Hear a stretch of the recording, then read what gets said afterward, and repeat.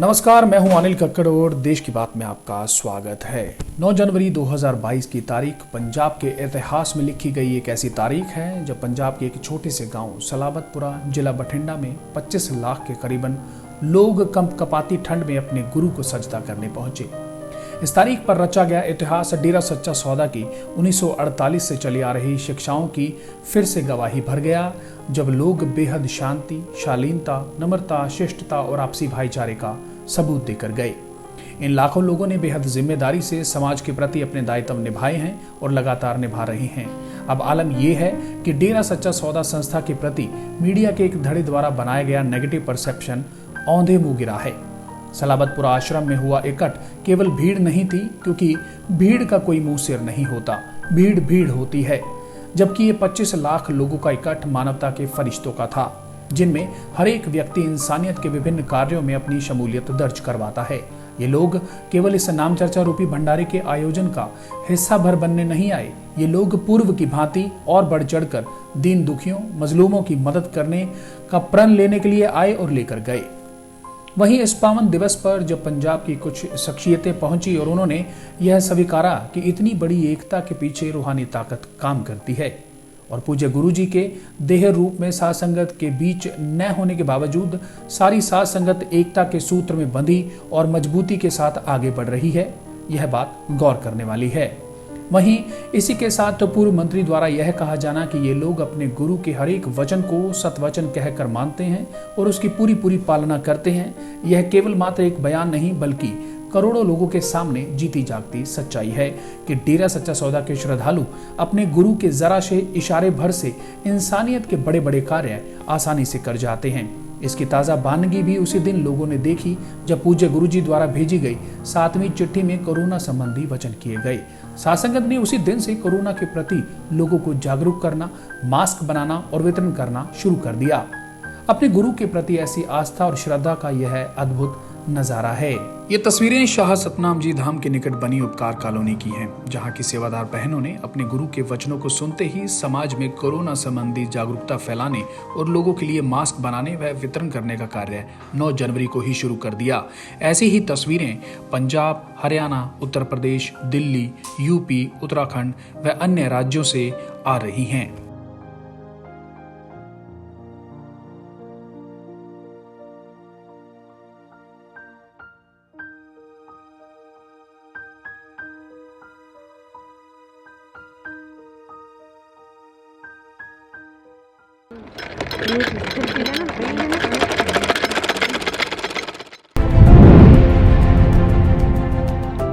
पहले सुनते हैं पूर्व मंत्री और अन्य शख्सियतों ने क्या कहा और फिर देखते हैं कि साध संगत वचनों पर फूल कैसे चढ़ा रही है।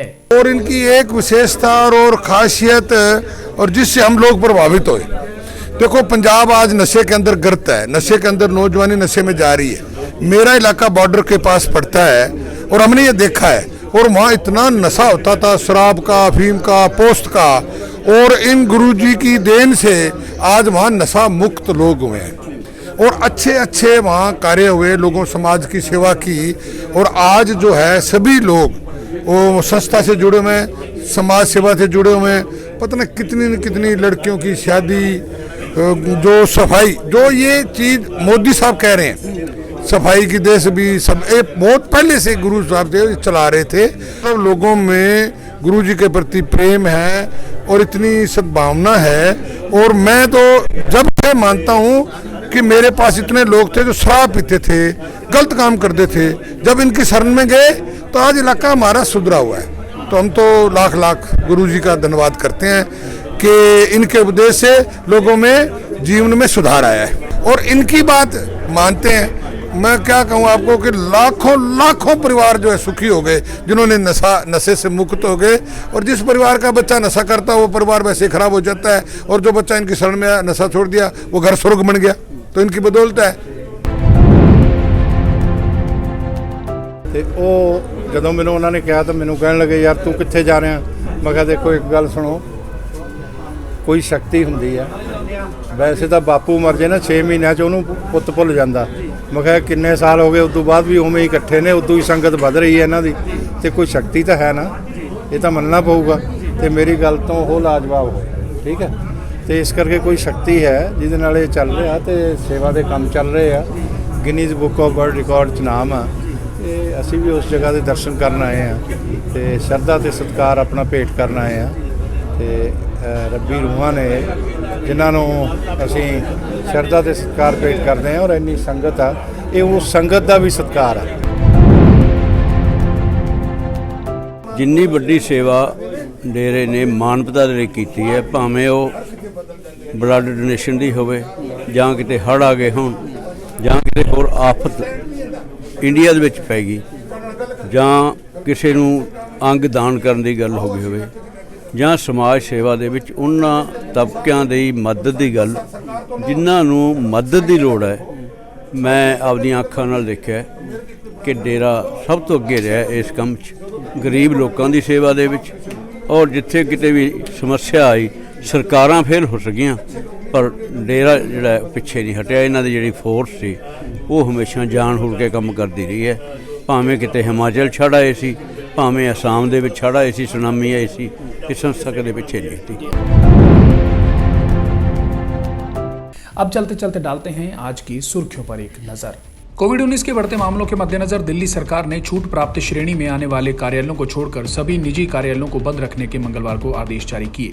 देश में कोरोना वायरस संक्रमण के 1,68,063 नए मामले सामने आने के बाद संक्रमण के कुल मामले बढ़कर 3,58,75,790 हो गए हैं। वहीं इनमें 4,461 मामले ओमिक्रॉन के हैं। कोविड-19 के नए स्वरूप ओमिक्रॉन के कारण संक्रमण के बढ़ते मामलों के मद्देनजर प्रधानमंत्री नरेंद्र मोदी वीरवार को सभी राज्यों के मुख्यमंत्रियों के साथ बैठक कर सकते हैं। कर्ज संकट का सामना कर रही वोडाफोन आइडिया ने सरकार को चुकाए जाने वाले 16,000 करोड़ रुपए के ब्याज बकाया को इक्विटी में बदलने का फैसला किया है, जो कंपनी में 35.8% हिस्सेदारी के बराबर होगा।